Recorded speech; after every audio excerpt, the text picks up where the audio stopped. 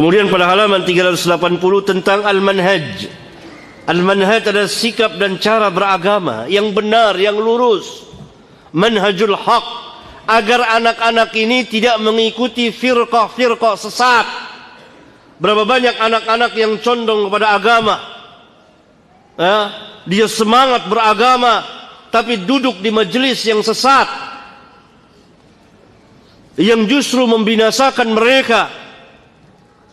Lihat yang mengajarkan tentang jihad sana, jihad sini tanpa ilmu, ngebom sana, ngebom sini. Itu anak-anak muda, tapi sesat mereka dalam beragama. Maka kita ajarkan anak kita manhaj agar mereka di dalam beragama tidak tersesat.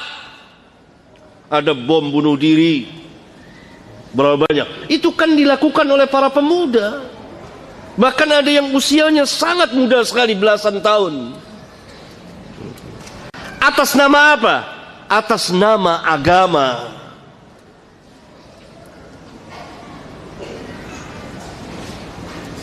Kenapa?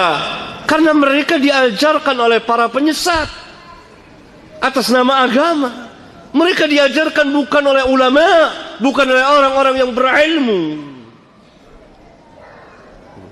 Hanya mengandalkan semangat, bermodalkan keberanian, tapi tidak berilmu. Akibatnya perbuatan mereka merusak Islam dan kaum muslimin atas nama agama. Bahkan mereka yakin bahwa yang mereka kerjakan ini benar. Mereka nggak seperti kejadian di negeri kita, di Pakistan, di daerah Timur Tengah. Dari ajaran-ajaran sesat ini, atas nama Islam, atas nama jihad, atas nama memerangi orang-orang kafirin. Mereka bukan ulama, mereka bukan ahli ilmu, dan mereka membuat-buat majelis. Nah, agar anak-anak kita tidak mengikuti ajaran-ajaran sesat ini, kita perlu mengajarkan manhaj.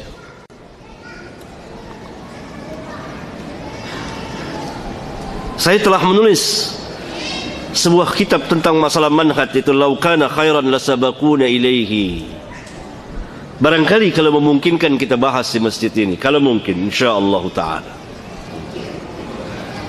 supaya anak-anak kita dan kita tidak tersesat dalam beragama,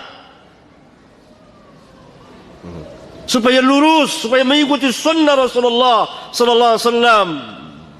Karena ajaran Islam adalah kemaslahatan untuk kemaslahatan umat manusia, memberikan kemaslahatan kepada umat manusia. Hatta orang-orang kafirin hidup di tengah-tengah kaum muslimin dijamin aman. Bagaimana mungkin Islam mengajarkan perusakan tanpa hak, membunuh tanpa hak, menumpahkan darah tanpa hak, merusak bangunan dan jalanan, sedangkan sebuah duri yang ada di jalanan kita singkirkan merupakan bagian dari keimanan. Kan Nabi SAW bersabda, iman itu mempunyai 60 cabang lebih, dalam riwayat yang lain 70 cabang lebih.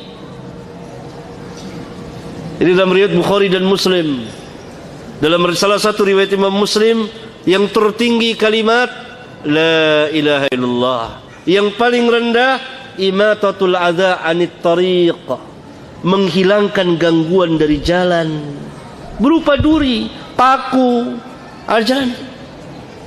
Lihat, bagaimana mungkin Islam mengajarkan perusakan kalau sebuah paku yang ada di jalan diperintah untuk kita singkirkan agar tidak terkena manusia yang jalan di jalanan tersebut.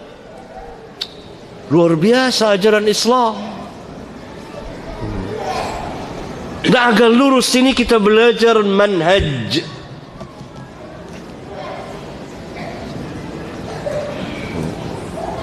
Agar tidak tersesat jalan. Karena ketika terjadi kebangkitan kembali kepada agama, berbagai manusia kembali kepada agama, akhirnya sebagiannya tersesat di dalam memahami, kemudian mengamalkan, kemudian mendakwakan agama, maka terjadilah apa yang telah terjadi pada sebagian dari kita.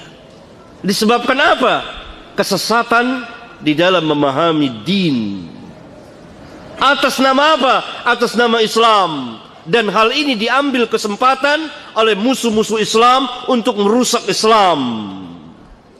Bahkan mungkin mereka menyamar jadi kaum muslimin. Akhirnya Islam yang rusak akibat perbuatan sebagian dari kaum muslimin, kemudian diambil alih oleh musuh-musuh Islam atas nama Islam, membuat kerusakan di mana-mana. Karena telah diperbuat pertama kali oleh, atau telah diberikan contoh oleh sebagian kaum muslimin, atau dilakukan oleh sebagian kecil kaum muslimin. Karena itu Islam bersama para ulama'nya berlepas diri dari perbuatan-perbuatan yang seperti itu.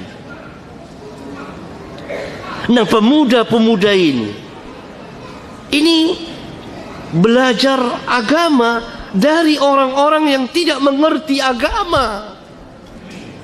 Saya punya pengalaman tersendiri. Panjang cerita saya mengenai masalah ini. Pemuda-pemuda itu keras sekali.